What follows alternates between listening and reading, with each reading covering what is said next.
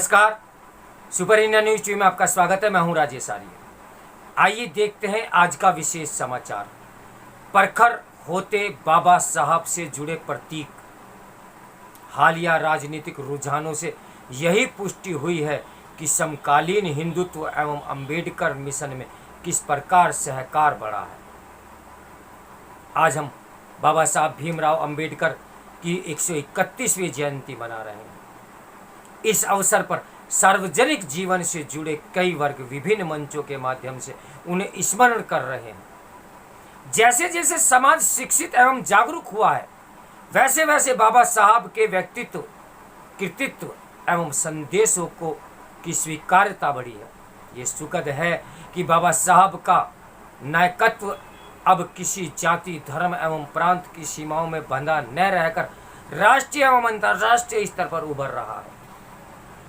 भारत के अलावा America, England, Canada और नीदरलैंड जैसे देशों में भी उनकी जयंती मनाई जाने लगी है। इन देशों में रह रहे भारतवंशी उन्हें स्मरण करते हैं। उनसे जुड़े तमाम कार्यक्रम की सूचना आपको इंटरनेट मीडिया के विभिन्न मंचों पर सहजता से भी मिल जाएगी। समय के साथ राजनीतिक परिदृश्य में भी अंबेडकर की पैठ बढ़ी है। दक्षिणपंथी, वामपंथी, मध्यमार्गी सभी अपने अपने स्तर पर उन्हें आत्मसात कर रहे हैं। सभी उन्हें अपने अपने रंग में ढालने में भी लगे हुए हैं। किसी ने का रंग नीला है, किसी का लाल और किसी का भगवा। उत्तर प्रदेश में आपको अंबेडकर की प्रतिमाएं काफ़ी संख्या में मिलेगी। यहाँ गांव, कस्बों और शहरों में उनकी प्रतिमाएं लगी हुई हैं।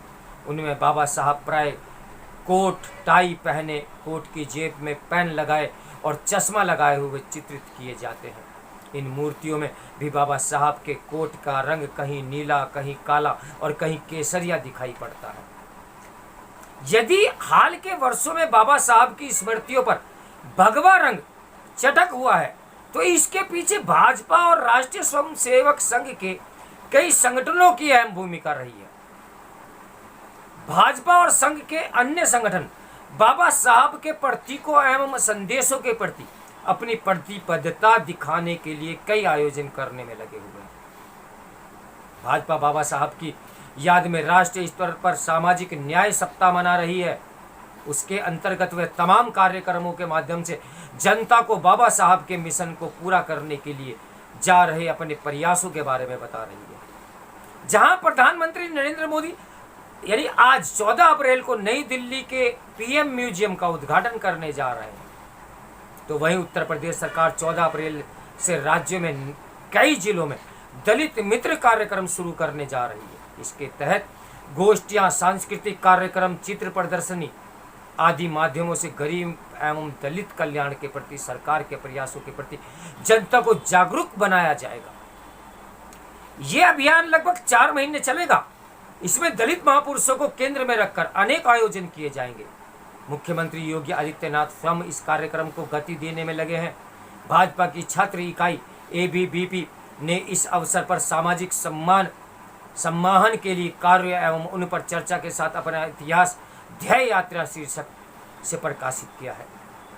भाजपा अंबेडकर के मिशन से संदेश लेकर दलितों एवं उपेक्षितों के सामाजिक एवं राजनीतिक सम्मान, गरीब कल्याण के कार्य, दलित एवं वंचितों समुदायों के नायकों को सम्मान एवं भागीदारी के दिशा में किए जाने वाले कार्यों को प्रसारित करने में लगी हुई। इससे संगठन का समाज के हाशिए के समाजों से संवाद और उनमें प्रसार बढ़ेगा। अपनी पुस्तक फैसिनेटिंग हिंदुत्व और रिपब्लिकन ऑफ हिंदुत्व में मैंने समाज के हाशिए के समूह में संघ परिवार, जिसमें भाजपा भी शामिल है, के बढ़ते प्रसार की चर्चा की थी। इस पर कईयों को आश्चर्य हुआ था, लेकिन उत्तर प्रदेश के हालिया चुनाव इस रुझान को भली भांति समझाते हैं कि इन चुनावों में सही पुष्टि हुई कि समकालीन हिंदुत्व एवं अंबेडकर मिशन के किस प्रकार सहकार बढ़ा है। वास्तव में हमें भारतीय राजनीतिक गोलबंदी के इन नए परिवर्तनों को स्वीकार करना ही होगा।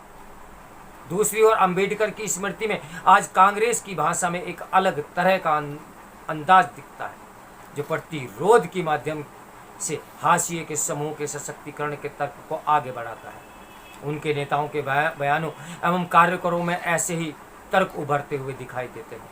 वही अंबेडकर के विचारों और दलित पहचान से जुड़े बसपा आज गहरे संकट में गुजर रही है। उसका आधार वोट बैंक दरकने लगा है। वह इस वर्ष समाज के दलित शोषित वंचितों के पार्टी के प्रति बढ़ रहे बिखराव को रोकने के लिए अंबेडकर के प्रतीक एवं स्मृति का सहारा लेने की दिशा में कार्य तो कर रही है। इसके संकेत उत्तर प्रदेश चुनाव नतीजे के बाद मायावती के बयानों से भी मिलने लगे थे।